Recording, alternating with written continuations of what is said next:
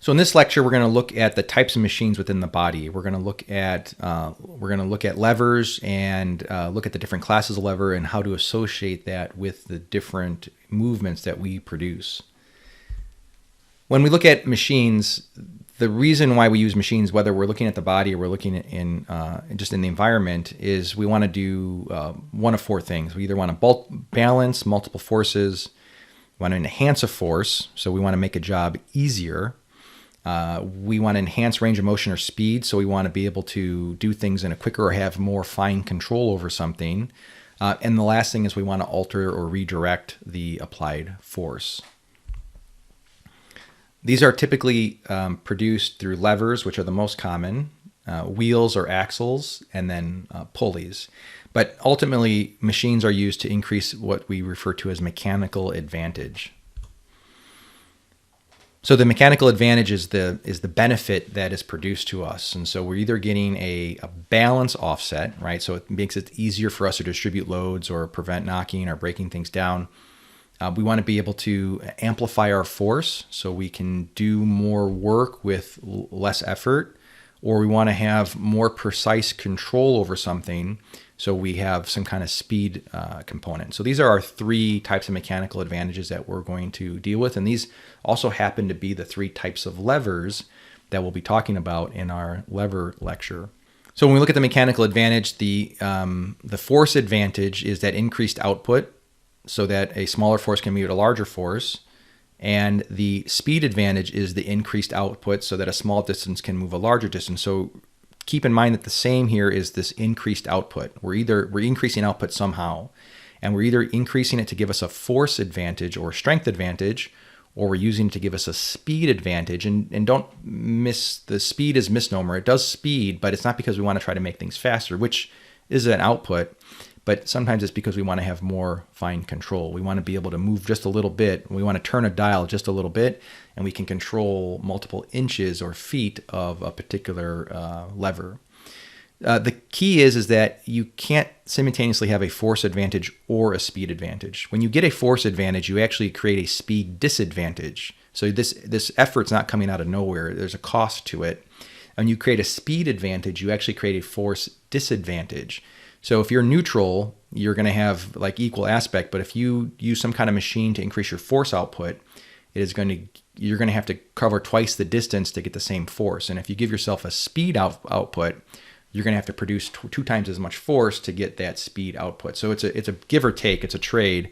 And this happens through this leverage system.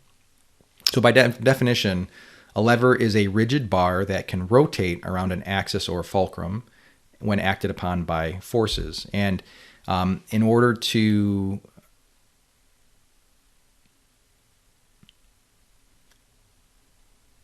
so when we look at all human movement, it's a compilation of leverage system. All of your bones are the lever, all of your joints are the axes of rotation, and the forces are a combination of the internal forces being generated by muscle tension and the external forces, usually of gravity.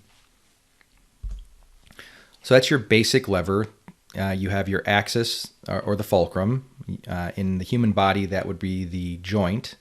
You have the effort or the force, that would be the muscle or the muscle tension. And then you have your load or resistance, which is either gravity acting on the body segment or some weight that's in your hand. And then the lever itself is the actual bone. So those are your four components that take mechanical leverage from a physics perspective and apply it to the human body.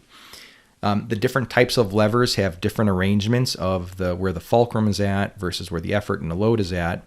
But you can see that here you have your basic elements of a lever, and that here you have your biomechanical lever, which has the joint, which is two bones coming together, the lever arm, which is the bone. You have your resistance, and then you have your force, which is being generated by the muscle tension. So like I said, levers are classified based on the relative position of the three elements of the effort, the axis, and the load. And you have three classes of lever. You have a balance lever, a force lever, and a speed lever, which happen also to be the types of mechanical advantage that machines generate for us. So if you look at the top, the first one, a first class lever, That makes the most sense as being a balance lever because the axis is right in the middle and it splits the difference between effort and load. Just because you have a first class lever doesn't mean that the effort and load are perfectly balanced. It just means that the fulcrum is in the middle between the effort and the load. When you look at the next two levers, you have a second class lever and a third class lever, you'll see that they're designed relatively the same. The axis of rotation is at the distal end of one of the segments, and that you have the effort and load on the same side. And you'll see the difference between a second class lever and a third class lever is what is in the middle. And what is in the middle is the benefit that you're getting for that particular lever. So if you want to balance a load out, you look at what's in the middle here. You see the axis is in the middle. That's a balance lever. If you see the second class lever, it's because the load is in the middle. That's because you're trying to advantage the force or strength aspect. And then the effort, the amount of effort that you're putting forth, it's getting advantage, so it's getting accelerated. It's a speed lever. So that's the best way is to determine the class of lever. Just look what's in the middle. And if the fulcrum or the balance point is in the middle, that's the balance lever. If the force or the load, the resistance is in the middle, that's the force lever. And if your effort, your input is in the middle, that's the speed lever. There are multiple examples throughout the body. Majority of the levers in the body are a third class lever where the force or the muscle effort is in the middle and the resistance is out. There are some instances of first class levers and second class levers, but these are far and few between. It's not that they don't exist, but there's probably one or two examples here, one or two examples there, and then every other joint in the body is set up in this third class lever. Your textbook should have examples of the first class and second class levers, and you can go online and look and see as well. But again, a quick analysis, you'll just see what's in the middle. If it's the axis, it's a first class lever. If it's the resistance, it's a second class lever. And if it's the force, it is a third class lever. It's kind of a complicated slide, but the three types of lever is this, you're looking at a mechanical advantage and you're looking at input versus output. And so when you look at the first class lever, you can have a perfectly balanced input equals output, or you can have a slightly imbalanced or greatly imbalanced input versus output. In the end, it's depending upon what you're trying to do with the machine. For the second class lever, you're trying to get a force output. You're trying to use like a wheelbarrow or a pry bar to open something or lift something that you normally couldn't do with your bare hands. So you're increasing the input to get this maximal output. So you have to raise this end twice as far or cover twice as much distance to lessen your load. And then with a third class lever, like most of our muscles, is that we are trying to contract. We're controlling maybe 1 or 2 centimeters to have 12 or 15 centimeter control. So the muscle only has to control this little bit of range to have this much precision that far out. I have a lever lab that we have posted that is a little lecture that we'll go through on Blackboard, and this will help look at this input versus output and look at this component. So with forces being applied to leverage system, we start to get into this concept of torque. And I know that we talked in previous lectures that forces are what cause movement, but when we deal with levers, particularly when we're looking at rotational movement, force doesn't matter. Torque does. So before we go into that, I want you to look at these two images, and you look at ideally they'd be the same guy doing the same thing, but they're not. But they are doing two different exercises. And I want you to think for a second, if they have the exact same 15-pound dumbbell, and we'll say for practical purposes that their muscular development and training is exactly the same, and their arm length is exactly the same. So the lever is the same, the load's the same, and the axis is the same. Which one could you hold longer and why? So same weight, same muscle, same everything. And you're probably saying the one on the right, arms out to the side, would start to burn and be pretty torturous after at least a minute, maybe longer or maybe shorter for some of you. And the one down below with the head, arms up over the head, probably easier. So I want you to think about that for a second, and in the next 7 or 8 slides, we will demonstrate some images and graphics of why that is the case. So first, when we look at human movement, remember we have rotational inputs that lead to linear outputs. And we were exposed in the biomechanics and terminology lecture about these force couples, eccentric forces, and centric forces. So if I apply a force right at the center, I'm going to create linear movement and no rotation. So that's this guy here on the right. Right? If I push that force right there and I direct it right through the center, this whole thing's going to move linearly in that same direction. If I come in at the angle this way, it's going to come this direction. If I'm off center, eccentric, this is going to push. I might get some linear translation, but it is going to rotate. It's going to start to spin a little bit around its axis. And if I have two opposing linear forces that would normally cancel each other out, for example, if I push here and I have the other person push here, it's going to be a stalemate tug of war. I'm going to get no movement. But if he moves to his right a little bit and this guy moves to his left a little bit, this thing's going to spin, and it's going to spin much easier and faster than this guy by himself. So when we look at this distance away from this axis, we start introducing that this guy, his force is the same as this guy. We're saying the exact same force. And let's say this was pinned to the ground. Let's say I put a stake right through that, like a post right through that. This ain't going anywhere. This is actually going to start to spin and turn. So the forces are the same, but the movements are different. And that's when we get into this concept of torque. And torque is a force that has a distance component to it. So when we look at the calculation of torque, torque is the force times the moment arm, or the perpendicular distance from that axis of rotation. And I know this is like a boring mathematical aspect, but let's just look at a wrench, right? And you've all hopefully used a wrench before, righty-tighty, lefty-loosey. And when you deal with a wrench, you're dealing with torques on an everyday basis. If I have a bolt or a nut that's stuck on something, it's hard for me to take my fingers, even if I just give it a little tighten of a wrench. There's no way that I can generate the amount of force that's needed from my hands to undo that bolt. And so if I have a bolt or a nut that's been stuck for a long time, I'm going to want a wrench with a pretty long handle.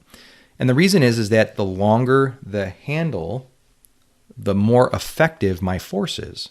I don't have to push as hard to get the same output, or I can push the same and get even more output.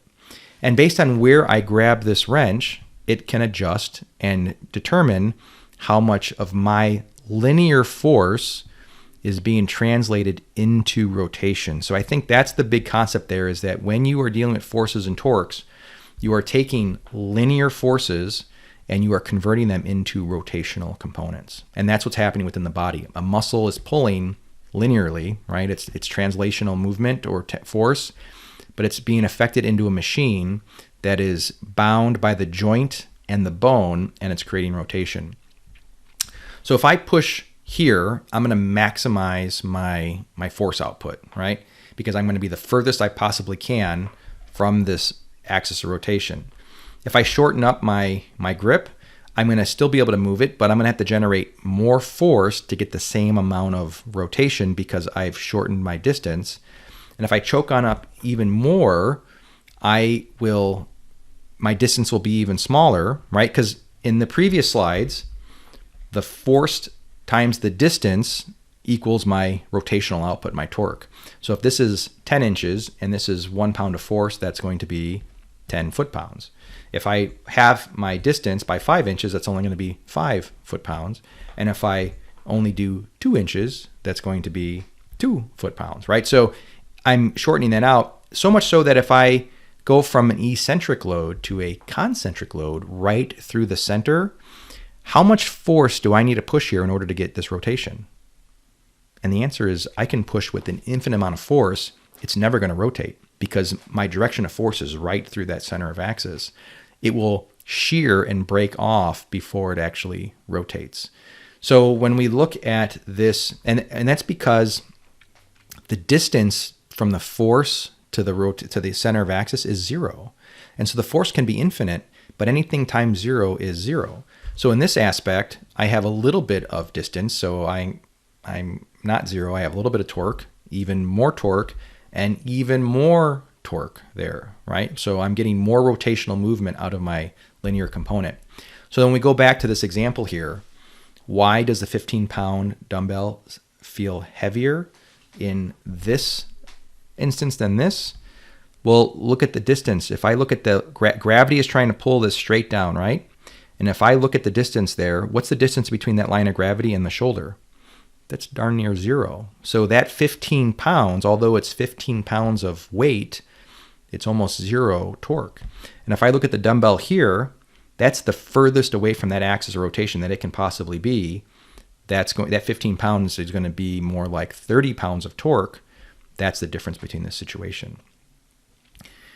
There's demonstrations of how you manipulate these center of masses and these torques. For instance, when you're doing, let's say, a sit-up versus a crunch, or a dumbbell fly versus a dumbbell press, you're moving that distance away from the axis or closer. So basically, if you move more of the center of mass or the weight closer to the axis of rotation, that same weight is going to feel easier. And if I move more of that weight or center of that mass away from the axis of rotation, away from the joint, that same weight's going to feel harder. So if you do like a hanging leg raise and you have your knees bent and you're curling up, that's going to feel easier than when your legs are straight, even though the mass of your legs is not changing. What you've done is you've moved that center of mass further from the axis and you created a bigger torque with the same amount of weight. So it's kind of an interesting thing that you can manipulate in order to change exercise intervention or change the movement parameters that you're trying to do. So what's changing here? That distance from the application of force to the center of rotation is called the moment arm. And the moment arm is the perpendicular distance, not the actual linear distance.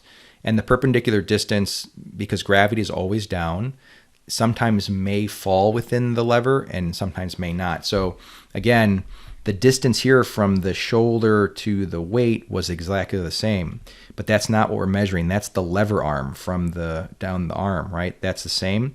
What we're measuring is this line of force that we're seeing. And if we saw this line of force here, that distance from there to there, that's the moment arm, versus this distance from here to there, that's the moment arm. So it's not the lever arm, it's the moment arm. And it's that perpendicular distance from that to the axis of rotation.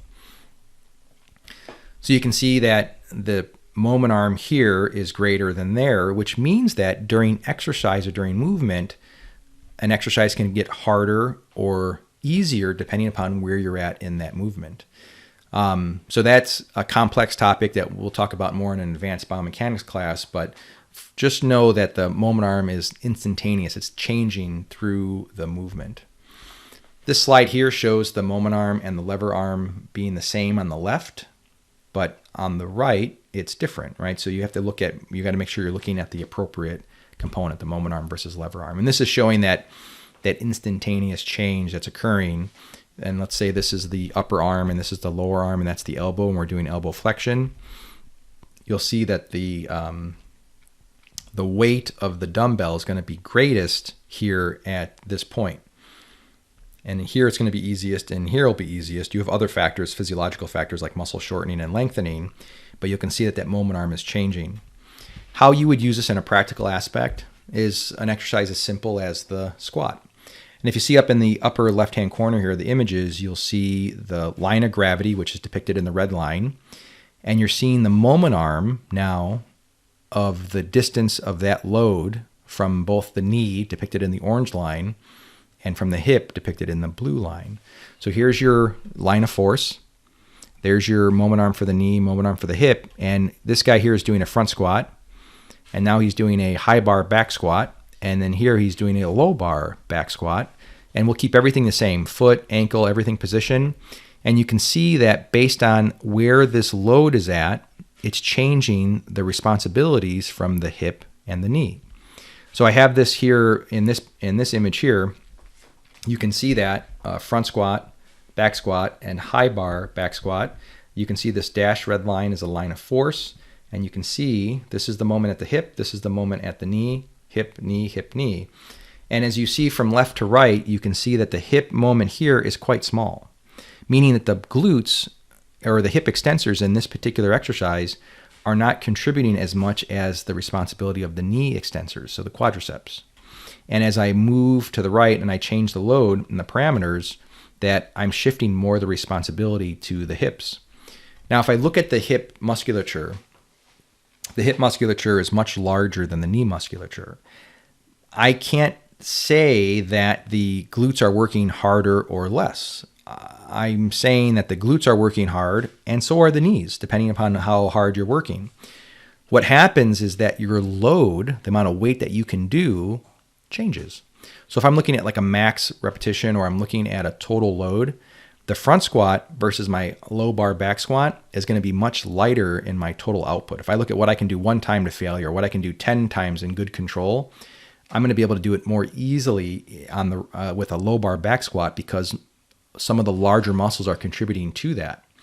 But if I look at the glute activation here and the glute activation there, I'm getting the same amount of glute activation, just more of it isn't being transferred to my linear load. And this is what I was talking about earlier when you're looking at just because a muscle isn't in the right line of pull, doesn't mean it's still not generating tension. It's just not, it might not be contributing to the output how you like it to, but it's still working, it's still generating tension. And that's what I have explained here in this slide, is that basically the way you interpret it is the bigger the moment arm, the bigger contribution from that joint.